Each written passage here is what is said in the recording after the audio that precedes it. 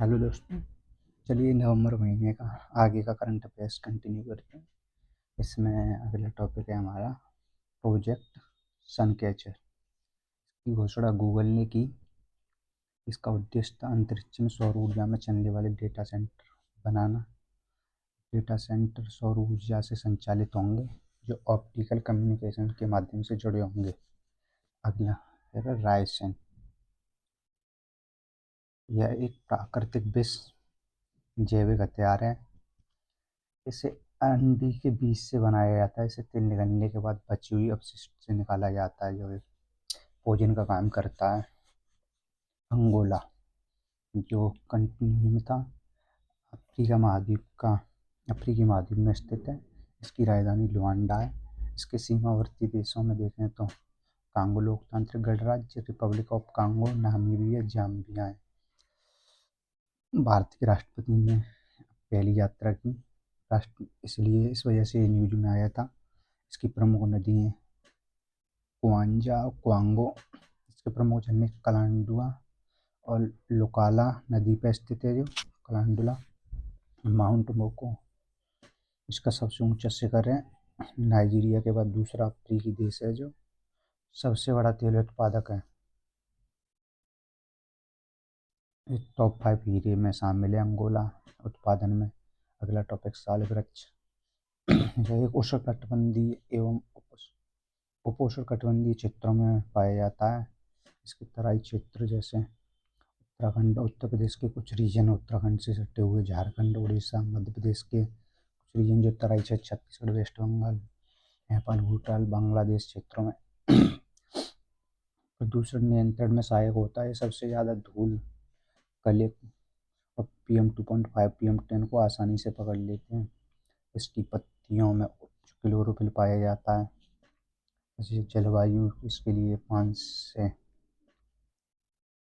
5 degree से 45 degree Celsius तक तापमान होना चाहिए। वर्षा 1000 से 3000 मीटर तक, हाइट इनकी 1500 मीटर तक होती है। मालाबार नौसैनिक अभ्यास है ये। वो 25 सैन्य अभ्यास है जो क्वाड देशों के बीच आयोजित होता है। क्वाड कंट्री कौन कौन सी जिसमें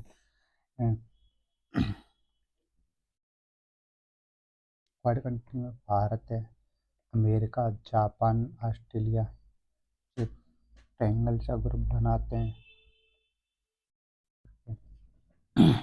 इसकी शुरुआत 1992 में हुई। तब ये द्विपक्षीय था। सन 2015 में जापान इसका स्थायी सदस्य बना। सन 2020 में ऑस्ट्रेलिया जोड़ा, जब से इसे क्वाड नाम दिया गया है। सन 2025 में गुआम उत्तरी प्रशांत में आयोजित होगा इसका अभ्यास। भारत की तरफ से इसमें INS सह्याद्री शामिल होगा।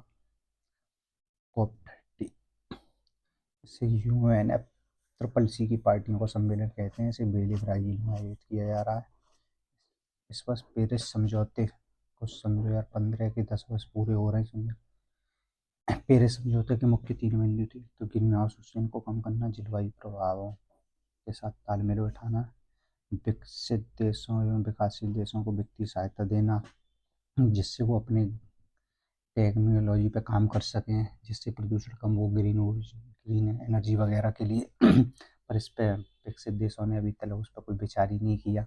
जो फंड दिया जाना था विकासशील देशों के लिए 2015 से ग्रांट के रूप में, लेकिन अभी तक विकासशील देशों ने उस पर कुछ विकासशील देशों के लिए विकसित देशों ने कुछ किया ही नहीं। अगला था वैश्विक टीबी रिपोर्ट सन 2025 WHO ने जारी की। भारत टीबी कम करने की बड़ी प्रगति कर रहा है। वैश्विक स्तर पर 12% से कम हो रही है, जबकि भारत में 30% से कम हो रही है। इसमें तेजी से कमी के कारण तो नवाचारी फंडिंग रणनीति, नई तकनीकों को तेजी से अपनाना, सेवाओं का वैकेंद्रीकरण, टीबी मुक्त भारत अभियान चलाया जाना जो दिसंबर सन 2024 में शुरू किया गया था। GI टैग, इसके आवेदन की फीस होती है 5000 रुपये थी पहले, अब इसका आवेदन करने के लिए 1000 रुपये कर दिए। इस वजह से न्यूज में था। इसका आवेदन विभाग DPIIT department for promotion of industry and internal trade होता है। इसका मंत्रालय ministry of commerce and industry होती है। इन वस्तुओं के लिए आवेदन कर सकते हैं जिसमें food processing, agriculture product and handicraft and multiple goods के लिए आवेदन कर सकते हैं। जीआई टैग वैलिड होता है 10 वर्ष के लिए। इसका फ्रेमवर्क के तहत दिया जाता है। पेरिस कन्वेंशन 1883 के तहत। रजिस्ट्री लोकेशन जो इंडिया में हम रजिस्ट्री के लिए कर सकते हैं वो चेन्नई में। सन 2025 में जो हाल ही में जीआई टैग मिले कुछ को, जैसे अन्नप्रिया केरल को, अप्तानी अरुणाचल प्रदेश को, मंत्रिम शहद तमिलनाडु को, लेप्चा तुम्बुक सिक्किम, बोडो अरुणाई असम, अम्बाजी संगमरमर गुजरात, बद्री गाय का घी उत्तराखंड। ये सबसे ज़्यादा इम्पोर्टेंट है।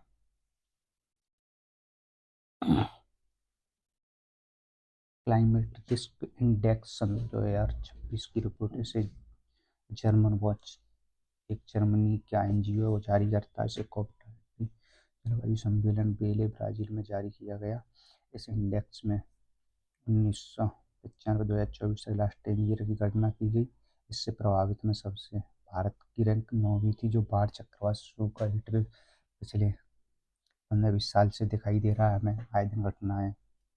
सन 2013 केदारनाथ, सन 2025 में पंजाब, सन 2024 में केरल वायनाड में, और 2024 में Uttarakhand landslide, Haiti, Philippines, Bharat जैसे देशों को सबसे बड़ी चुनौती है इसकी। ये NGO climate risk index CRI हर वर्ष प्रकाशित करता है। क्लाइमेट चेंज इसने 30 वर्ष में दिए हैं। 8.32 लाख मौतें हुई हैं, 5.7 अरब लोग प्रभावित हुए हैं, $4.5 ट्रिलियन का नुकसान हुआ है, 97+ घटनाएं हुई हैं। अब अनुमान लगा सकते हैं हम क्लाइमेट चेंज से कितना बड़ा इफेक्ट आ रहा है।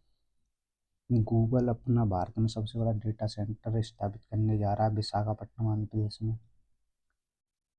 नेओडियम ND, इसकी परमाणु संख्या 60 होती है। इस समूह स्कैलेंथेनाइड्स, सीरियम के बाद ये दूसरा सबसे अधिक मात्रा में पाए जाने वाला रेयर अर्थ मैग्नेट है। रेयर अर्थ मैग्नेट इस बार बहुत ज़्यादा न्यूज में रहा है क्योंकि चीन ने भारत को सप्लाई करने से ना कर दिया था। इस पर भी विचार चल रहा, दोबारा बात हुई अपने विदेश मंत्री और उनकी, पर उन्होंने अभी दोबारा सप्लाई चेन चालू नहीं की।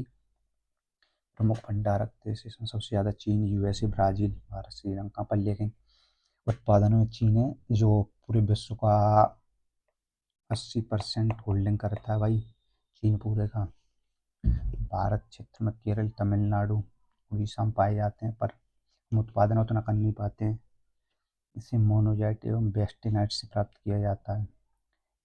हेपेटाइटिस ए अत्यंत संक्रामक वायरल बीमारी है। यह हेपेटाइटिस ए वायरस है, HIV के कारण होता है, जो गंदे पानी, गंदी सब्जियां और संक्रमित व्यक्ति के संपर्क में आने से फैलता है। इसका कोई विशेष एंटीवायरल उपचार नहीं है। Digital personal data protection act सन 2023 जो आर्टिकल सन 2021 से आता है, संबंधित केस था इसके केस पुट्टास्वामी बनाम भारत संघ, जो सुप्रीम कोर्ट ने